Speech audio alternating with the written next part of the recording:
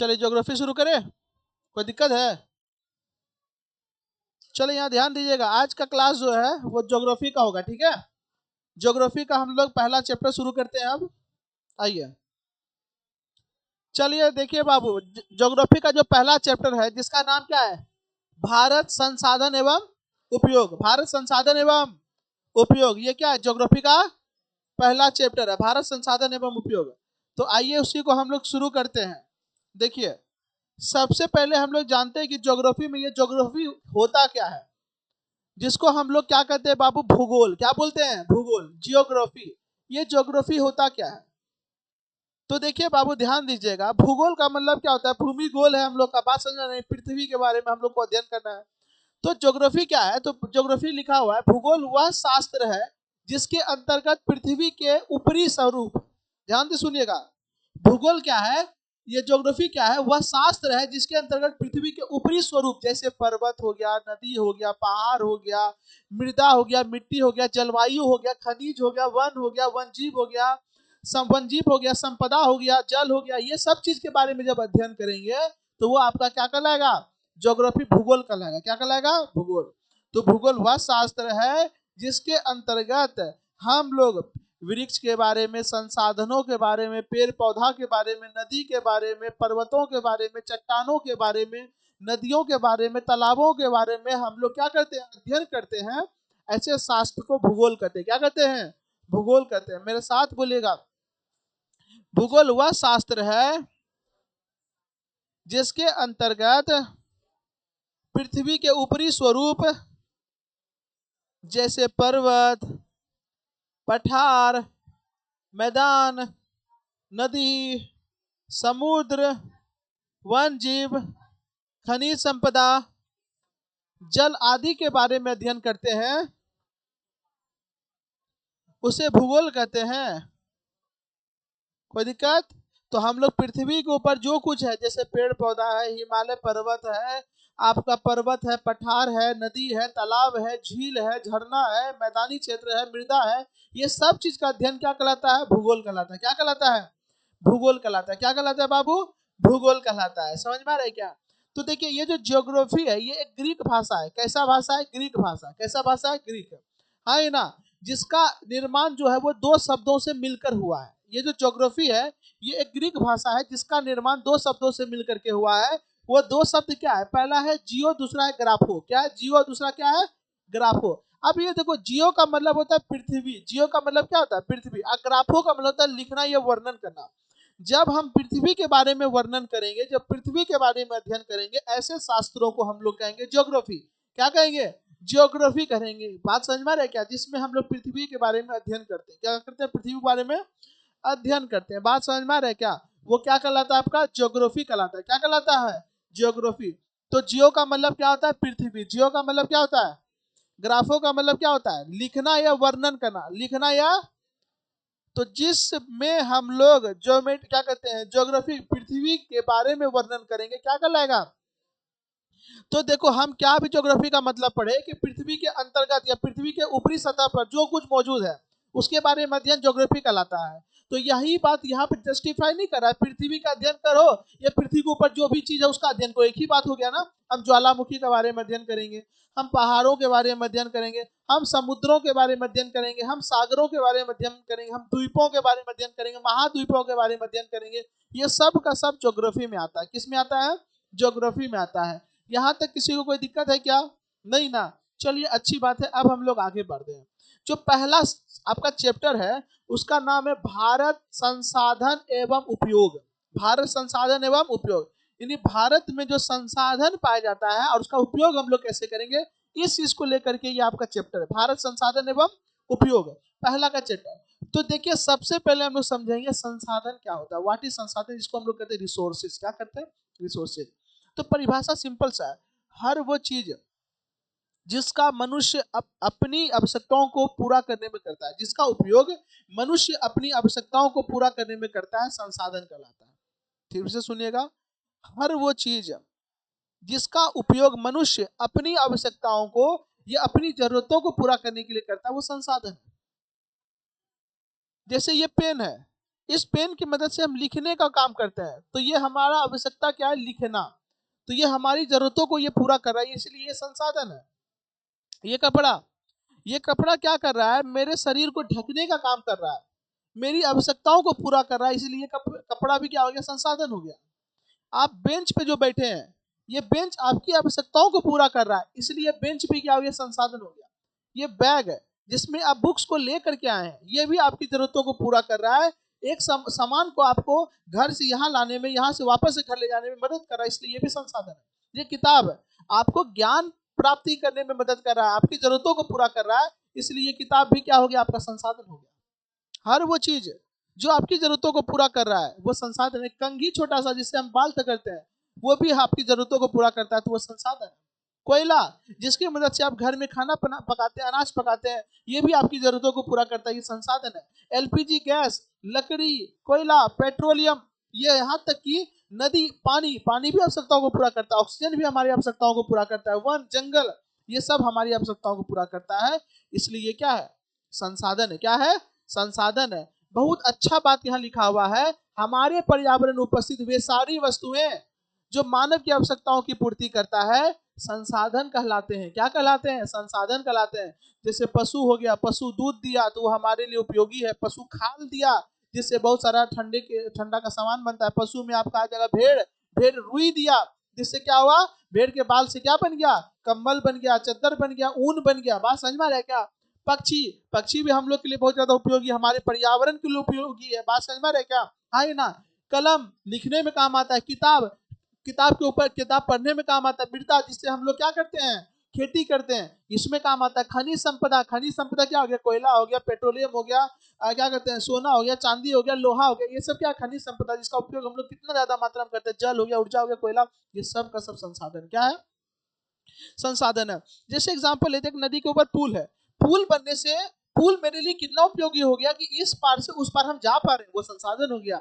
एक जहाज है, पानी वाला जहाज है, वो कितना उपयोगी हो गया जिसकी मदद से आप नदी को पार कर पा रहे हैं, ये उपयोगी हो गया, इसलिए वो संसाधन हो गया। एक हवाई जहाज है जो क्या करता है बाबू, आपका एक समुद्र को लांग जाता है, एक समुद्र को पार कर जाता है, एक जगह से दूसरी जगह तक चला जाता है, हमारे लिए उपयोगी, इसलिए वो संसाधन है। बाइक हो, मोटरसाइकिल हो, कार हो, रेलगाड़ी हो, हाँ ये ना, टेम्पू हो, टोटो हो, ऑटो हो, कुछ भी, हर वो चीज संसाधन। टोपी संसाधन है। बात समझ में रहे क्या, क्योंकि वो उसकी जरूरतों को क्या कर रहा है, पूरा कर रहा है। हाँ, एक वाटर बोतल जिसमें पानी को हम होल्ड करके रखते हैं, जमा करके रखते हैं, वो भी क्या है, संसाधन। जिससे टिफिन संसाधन है, कॉपी संसाधन, एक मोबाइल संसाधन जिसकी मदद से आप अपना तरह तरह का काम करते हैं, बात करते हैं, फोटो लेते हैं, हाँ ही ना, बोलो हाँ ही ना।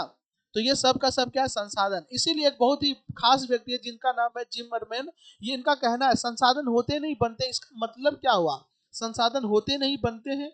तो ध्यान दीजिएगा, ये मोबाइल जो है, ये मोबाइल जिस भी मटेरियल का बना होगा, ये तो पहले से ही मौजूद होगा, लेकिन इसको कोई पूछ नहीं रहा था, इसको कोई पूछ नहीं रहा था, लेकिन कोई ना कोई तो होगा ना जिससे इसका डिस्प्ले बनाया, जिससे इसका मदरबोर्ड बनाया, जिससे इसका बैटरी बनाया, जिसमें इसमें रैम बनाया, स्टोरेज के लिए रोम बनाया, फोटो खींचने के लिए कैमरा बनाया, तब सबको असेंबल कर दिया, जिससे ये संसाधन बन गया और आपके लिए बहुत उपयोगी हो गया।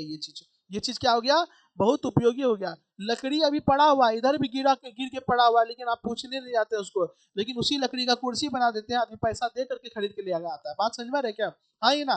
तब यहाँ पर क्या हुआ, संसाधन होते नहीं, संसाधन बनते हैं। तो उस लकड़ी से कोई ना कोई तो होगा ना जो उसको लकड़ी से क्या बना दिया, कुर्सी बनाया, टेबल बनाया, ताकि वो अब संसाधन बन गया, अब लोगों के लिए और भी जरूरत का सामान बन गया। हाँ ये ना, पहले से मौजूद है, क्या मौजूद है, पानी मौजूद है, पानी भी बह रहा है, शुरू से बहता आ रहा है, लेकिन लोगों को मालूम नहीं है। अब लोगों को पता चला उसी पानी से हम बिजली उत्पादन कर सकते हैं, तो बिजली उत्पादन करने लगा, बिजली उपयोगी हो गया, पानी उपयोगी हो गया हम लोग के लिए। हाँ ये ना, कोयला, कोयला मौजूद है, लेकिन कोयला के बारे में अगर हमको मालूम नहीं रहेगा तो कोयला का हम उपयोग कर पाएंगे, नहीं कर पाएंगे। इसीलिए कोयले को हम लोग उपयोग के लिए तैयार करते हैं, ताकि उसको क्या कर सके, हम उसका उपभोग कर सके, उपयोग कर सके।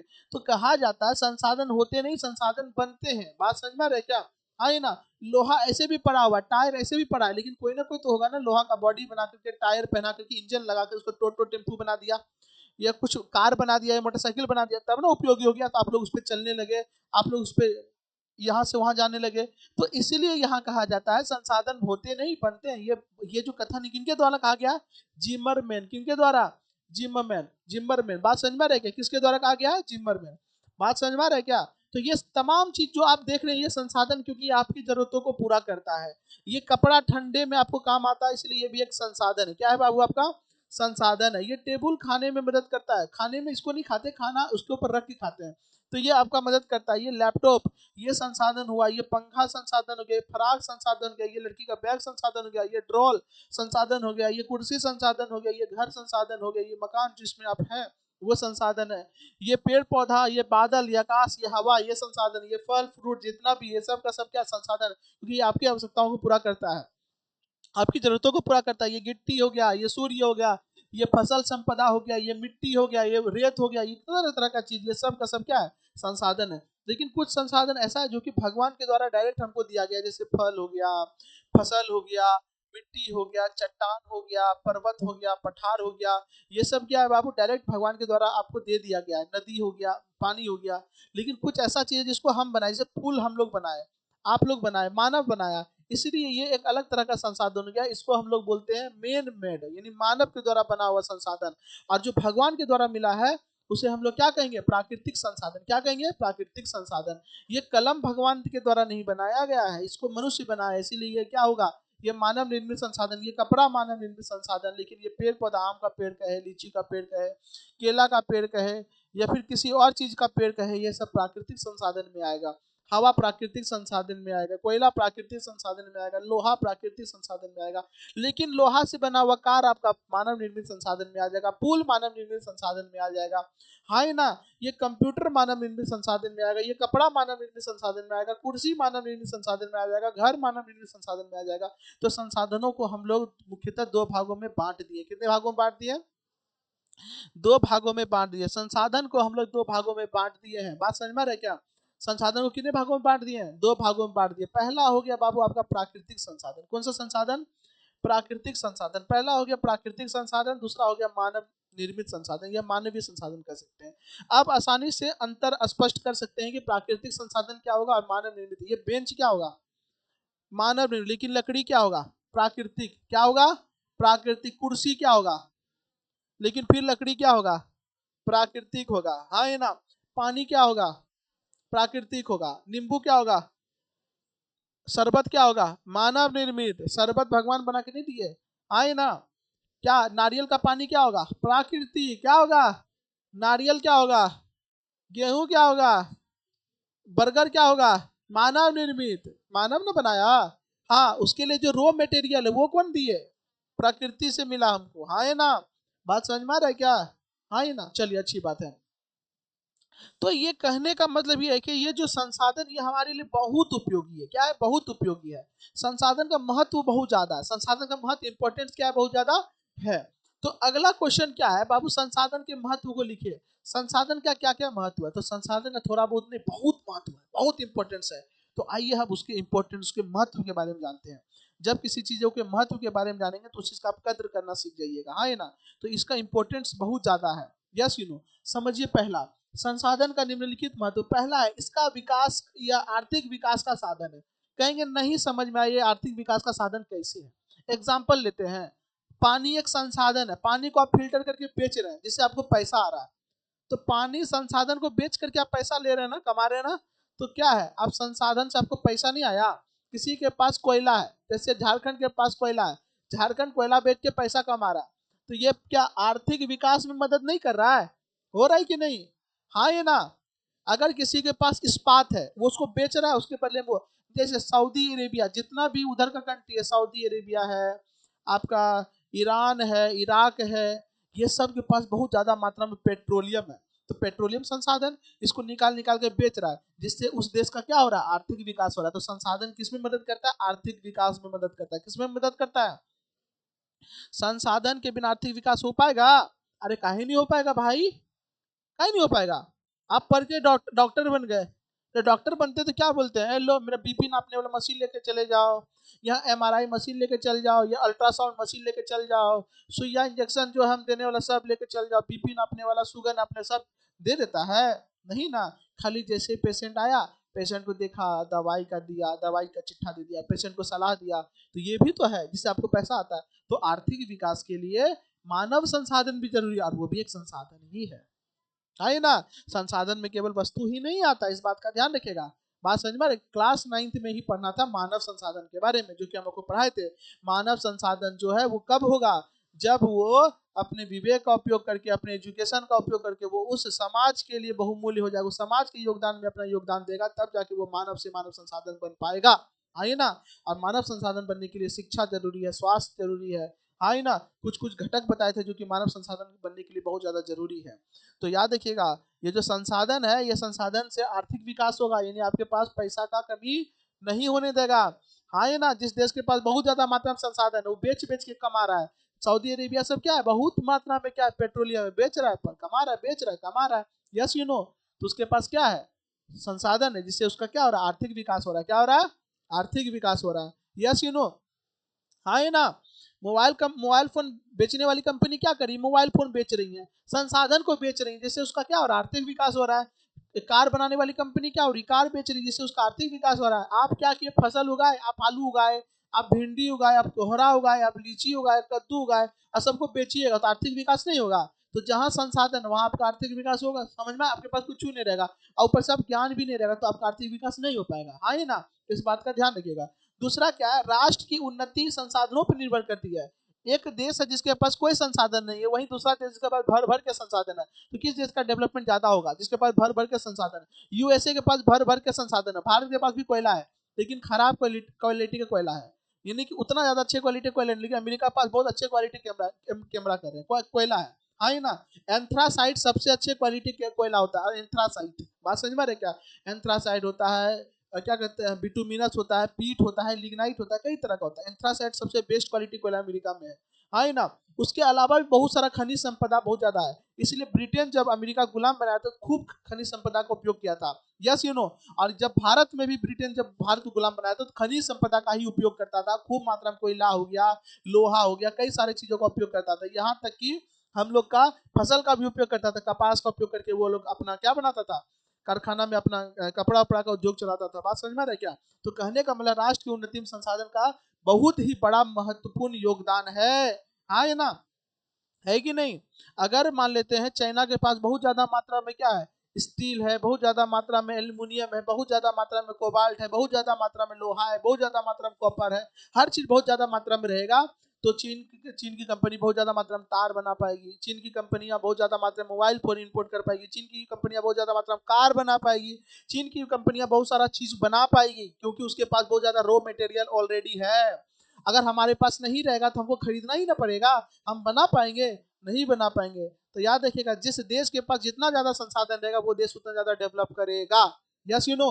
अगर कोई देश है जिसके पास संसाधन नहीं, उसके पास एक ही उपाय है कि उसके मानव को ही संसाधन बनाना पड़ेगा, वहां के लोगों को इतना अच्छा एजुकेशन देना पड़ेगा कि वो वहां का लोग है ना, तब क्या करे, बिना संसाधन से बनने वाला चीज पे काम करे, जैसे इलेक्ट्रॉनिक सॉफ्टवेयर बनाएगा, है ना, तो भी तो पैसा कमा सकता है ना, अपने दिमाग का उपयोग, अच्छा अच्छा डॉक्टर को जनरेट करेगा जो कि देश विदेश में काम करेगा, जिससे बहुत ज्यादा पैसा राष्ट्र को आएगा। है ना। लेकिन अगर कोई देश में ज्ञान के साथ साथ मानव संसाधन के साथ साथ अगर कोई और संसाधन जैसे भौतिक संसाधन हो जाए, तब तो वो देश तो गजब डेवलप करेगा। यूएसए के पास वही चीज है, उसके पास भूमि भी बहुत ज्यादा मात्रा में है, उसके पास सॉफ्टवेयर कंपनियां बहुत ज्यादा मात्रा में है, वहाँ पे एजुकेशन बहुत अच्छे मात्रा में है, और वहाँ पे संसाधन भी बहुत अच्छे मात्रा में। और यही सेम चीज चाइना में भी, इसलिए चाइना में प्रोडक्शन भी बहुत ज्यादा मात्रा में होता है, तरह तरह की चीजों का प्रोडक्शन होता है, तरह तरह चीजों का निर्माण होता है। बात समझ में आ रहा है क्या। इसीलिए याद रखिएगा, राष्ट्र की उन्नति में संसाधन का बहुत बड़ा योगदान होता है। अगला क्या है, मानव की विविध आवश्यकताओं की पूर्ति संसाधन से होती है। सही बात है, हम लोग का जरूरत फोटो खींचना है, कैमरा संसाधन है, तब ना, कैमरा एक संसाधन, वो हमारी जरूरतों को पूरा कर रहा है। तो मानव की जरूरतों को भी पूरा कौन करता है, संसाधन करता है। कौन करता है, संसाधन करता है। पानी संसाधन है, पी के अपना प्यास बुझा दिए। हवा संसाधन है, सांस लेकर के अपने आप को जिंदा रख रहे हैं। भोजन संसाधन है, खा करके अपने आप को तंदुरुस्त रख रहे हैं, जीवित रहने योग्य रह रहे हैं। बात समझ में आ रहा है क्या। तो ये सब संसाधन है जो कि मानव की आवश्यकताओं को क्या करता है, पूरा करता है। संसाधन उद्योग के लिए भी बहुत ज्यादा जरूरी है। अगर कोई कपड़ा का उद्योग है, उसको कपास नहीं मिलेगा तो क्या कपड़ा का प्रोडक्शन हो पाएगा, गंजी जगह बना पाएगा, नहीं बना पाएगा। Yes you know. अरे हंसना काहे कर भाई, हाँ ना। Yes you know. उसी तरीके से अगर उसको, अगर मान लेते हैं स्वेटर बनाने वाली कंपनी है, उसके पास अगर ऊन नहीं रहेगा तो वो स्वेटर नहीं बना पाएगा। हाँ ना। अगर कोई मोबाइल बनाने वाली कंपनी है, उसके पास डिस्प्ले नहीं आएगा, उसके पास मदरबोर्ड नहीं आएगा, उसके पास कुछ नहीं होगा, तो वो बनाएगा कैसे। इसलिए याद रखिएगा, उद्योग का आधार है, संसाधन का होना बहुत ज्यादा क्या है, जरूरी है। पर्यावरण संतुलन में इसकी महत्वपूर्ण भूमिका होती है। अगर पर्याप्त मात्रा में संसाधन हर जगह होगा, जल संसाधन होगा, वायु संसाधन होगा, अगर हर संसाधन पर्याप्त मात्रा में होगा, जिससे पर्यावरण क्या होगा, एकदम तंदुरुस्त रहेगा, बढ़िया रहेगा। क्या रहेगा आपका, क्या रहेगा, वातावरण सही। तो यानी कि संसाधन का महत्व के बारे में समझ गए। संसाधन जरूरी है, बहुत जरूरी है। तो बोलिएगा, संसाधन आर्थिक विकास का साधन है। यह राष्ट्र की उन्नति संसाधनों पर निर्भर करती है। जिस राष्ट्र में संसाधन की मात्रा ज्यादा होगा, उस राष्ट्र की उन्नति भी ज्यादा होगी। मानव की विविध आवश्यकताओं की पूर्ति संसाधन से होती है। उद्योगों का आधार है संसाधन। पर्यावरण संतुलन में इसकी महत्वपूर्ण भूमिका होती है। चलिए यहां तक तो हो गया। आइए अब आगे हम लोग पढ़ते हैं। संसाधन इतना है ना, हर चीज को हम संसाधन कह सकते हैं। इसीलिए तो ये तो हम नॉर्मल मतलब दो प्रकार से बांट दिए, क्या कहते हैं, प्राकृतिक संसाधन, एगो मानवीय संसाधन। लेकिन संसाधन को अब हम लोग कई आधारों में बांटेंगे, कई आधारों में बांटेंगे। बात समझ, जैसे त्रिभुज, त्रिभुज को हम लोग भुजा के आधार से भी बांटे हैं और कोण के आधार पर भी। भुजा के आधार पर भी तीन प्रकार का त्रिभुज, समकोण क्या कहते हैं, समबाहु त्रिभुज, समद्विबाहु त्रिभुज, विषमबाहु त्रिभुज। और कोण के आधार पर भी तीन तरह का त्रिभुज है। कौन कौन त्रिभुज, समकोण, न्यून कोण और अधिक कोण। उसी तरीके से हम लोग अब संसाधन को भी कई प्रकार से बांटेंगे, कई आधारों पे बांटेंगे। तो संसाधन का अब हम लोग क्या करेंगे, वर्गीकरण करेंगे। संसाधन के वर्गीकरण का कुछ ना कुछ आधार रखेंगे ना। जैसे अभी यहाँ पर भी हम बैठाए हैं, मान लो इधर क्लास 10 को बैठा है, उधर क्लास 9 को बैठा है, उधर क्लास 8 को। तो यहाँ पर बैठाने का जो तरीका है वो क्या है, on the basis of class. यहाँ वर्गीकरण का आधार क्या है, क्लास है। क्या है, क्लास है। बात समझ में आ रही है क्या। लेकिन अगर सब लोग मिल करके फील्ड में चले गए और वहां पे उस फील्ड में कई स्कूल का बच्चा आया है, तो बोलेगा ना कि फलना स्कूल इधर हो जाइए, चिल्ला स्कूल इधर हो जाइए, ठेकाना स्कूल उधर चल जाइए। तो यहाँ पर जो स्कूल का जो यहाँ पे जो बच्चों का क्लासिफिकेशन हुआ, बंटवारा हुआ, किसके आधार पर हुआ, स्कूल के आधार पर। किसके आधार पर, लेकिन एक ही स्कूल में आप लोग प्रार्थना कर रहे हैं, प्रार्थना करते समय लड़की को अलग कर दिया, लड़का को अलग कर दिया। तो वहां पर वर्गीकरण का आधार क्या है, जेंडर। क्या है, जेंडर, लिंग के आधार पर वहां वर्गीकरण हुआ। स्त्रीलिंग उधर, पुल्लिंग उधर। बात समझ में आ रही है क्या, यस यू नो। उसी तरीके से संसाधन का वर्गीकरण का आधार है वो क्या क्या है, उसके बारे में अब आप लोग, भाई मच्छर कहाँ इधर उधर जा रहा है। तो देखिए, उत्पत्ति के आधार पर, सबसे पहले उत्पत्ति के आधार पर संसाधन दो तरीके का होता है। कितना तरह का, बोलो, उत्पत्ति के आधार पर संसाधन दो प्रकार के, जैव संसाधन, अजैव संसाधन। उत्पत्ति के आधार पर दो प्रकार का, जैव, अजैव, जैव, अजैव। उपयोगिता के आधार पर कितना प्रकार का, दो प्रकार का। बोलो, नवीकरणीय संसाधन, ओ नवीकरणीय संसाधन, नवीकरणीय संसाधन, ओ नवीकरणीय संसाधन। उपयोगिता के आधार पर, उपयोगिता के आधार पर, उत्पत्ति के आधार पर जैव और अजैव। और हाँ, और उपयोगिता के आधार पर पहला, दूसरा। चलिए, स्वामित्व, स्वामित्व मतलब जिसका है अधिकार। तो स्वामित्व के आधार पर कितना प्रकार का, चार प्रकार। कितना प्रकार का, बोलिए, व्यक्तिगत संसाधन, सामुदायिक संसाधन, राष्ट्रीय संसाधन, अंतरराष्ट्रीय संसाधन। तो स्वामित्व के आधार पर कितने प्रकार का होता है संसाधन। चलिए, उत्पत्ति के आधार पर और उपयोगिता के आधार पर। उपयोगिता के आधार पर पहला कौन सा, दूसरा।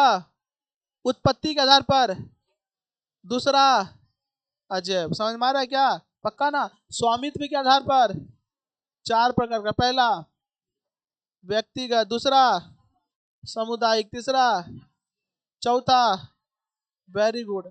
और विकास के आधार पर, मेरे आधार पर कितना प्रकार का, चार प्रकार का। पहला संभावित संसाधन, पहला कौन सा, पहला कौन सा है, पहला कौन सा है, दूसरा क्या है, दूसरा क्या है, दूसरा क्या है, तीसरा क्या है, तीसरा क्या है, तीसरा क्या है, चौथा क्या है, चौथा क्या है, फिर से बोलिएगा, ठीक है।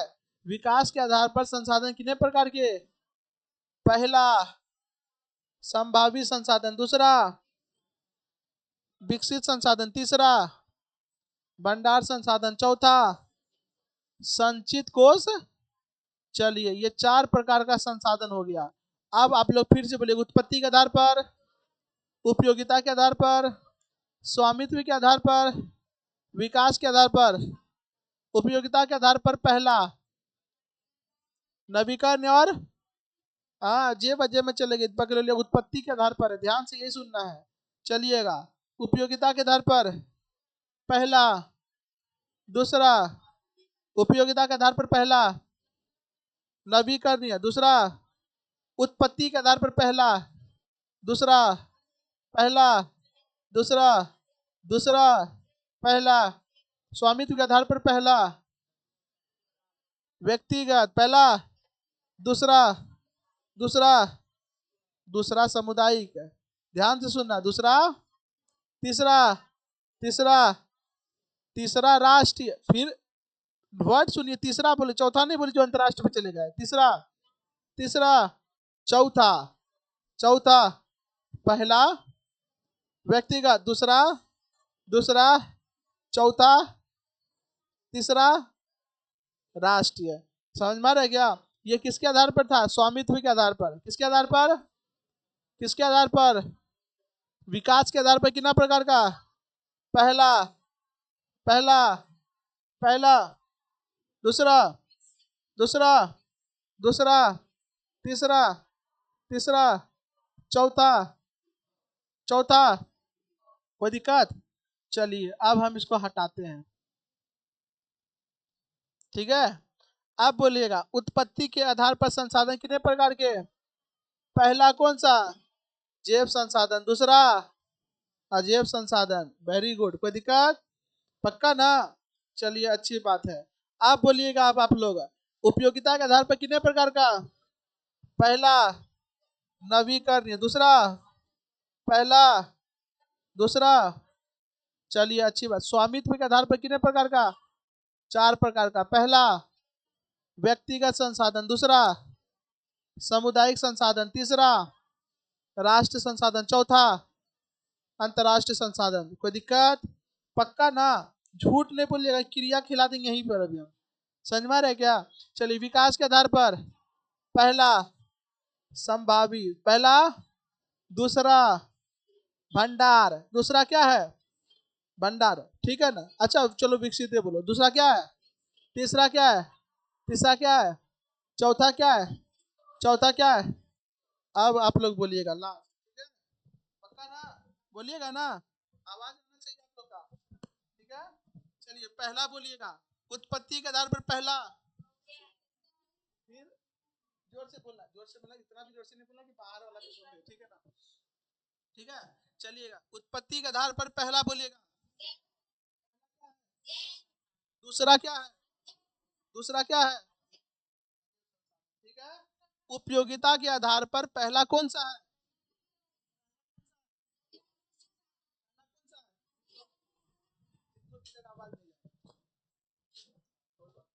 पहला कौन सा है? बोलो, उपयोगिता के आधार पर पहला बोलो। देखो आप चटोरा बोलो, बोलो सबको, नवीकरण संसाधन।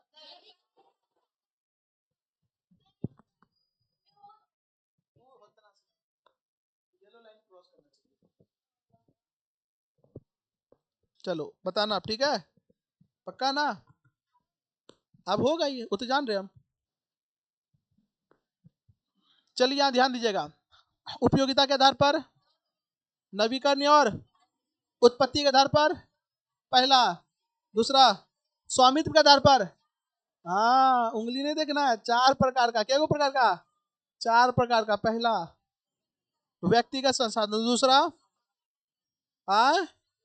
सामुदायिक संसाधन, तीसरा तीसरा चौथा चौथा चौथा विकास के आधार पर पहला संभावी, दूसरा विकसित, तीसरा चौथा संचित कोष। कोई दिक्कत?